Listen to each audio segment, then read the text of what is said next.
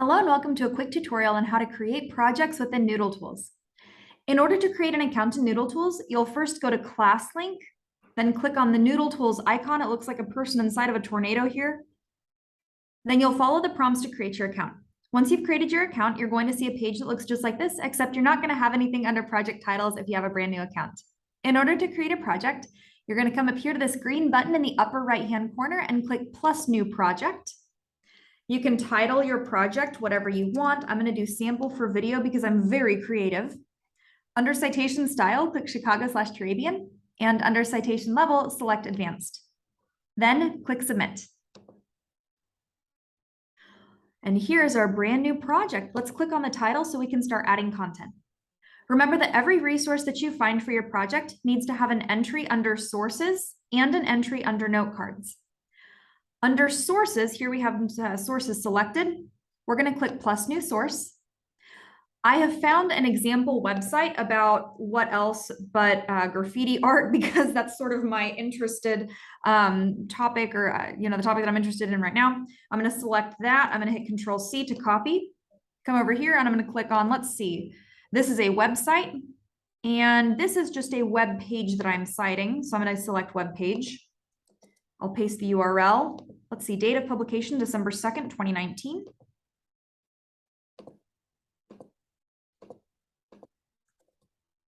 Most recent date of access is today. Thank you, NoodleTools, for making it easy to fill that out.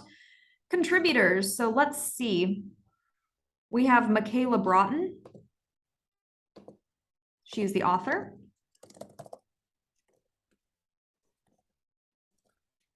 Double check that I spelled that right. Even though this is just an example, accuracy matters. Web page or document/article title. I'm going to highlight that and do Control-C to copy and then Control-V to paste it.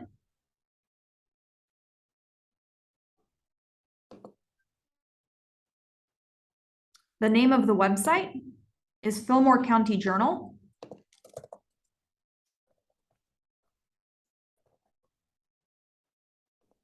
Publisher of the site, let's see if we can find that.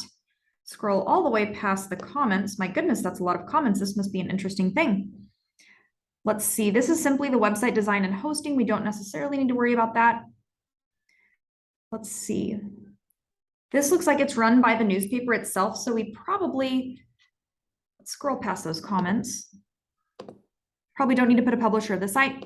Underneath the annotation, remember that an annotation is 2 to 3 sentences about why the source is, or excuse me, what is in the source, and then why the source is useful for you. So I could say something like, this article explains the purpose of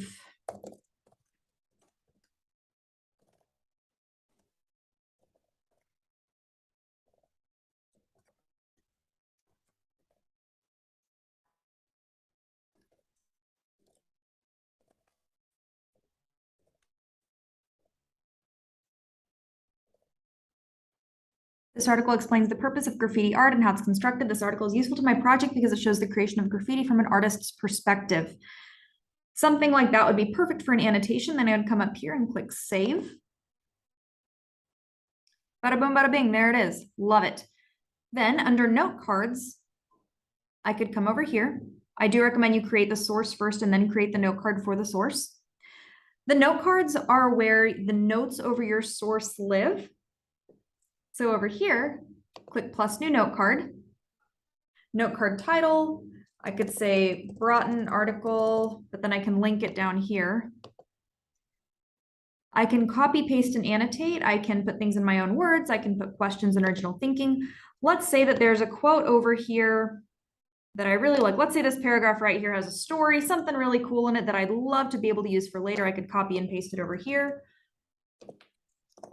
I could put my own words and thinking. I could put my questions right there. When you're done, you can click save and close.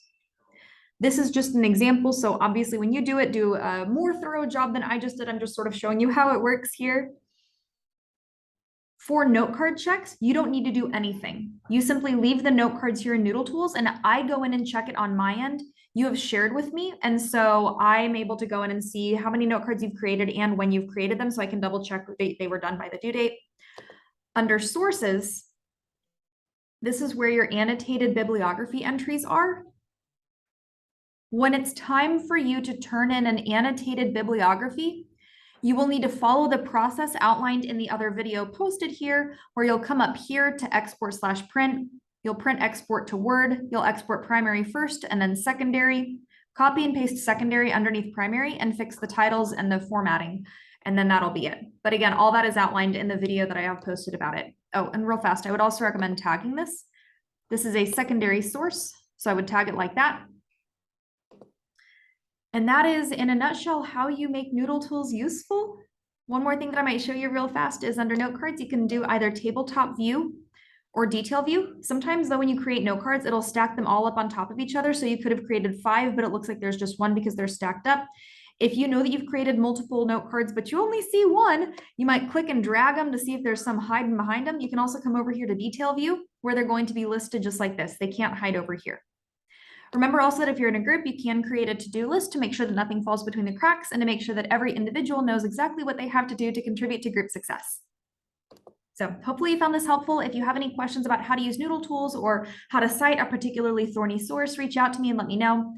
Thank you so much for watching.